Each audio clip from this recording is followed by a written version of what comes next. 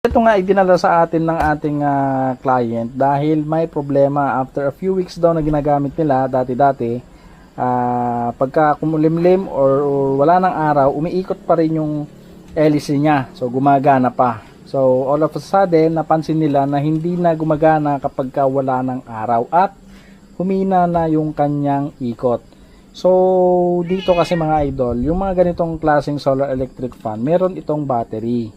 So kapag ganun yung kanyang problema, ibig sabihin meron ng problema yung kanyang battery, either BMS or battery.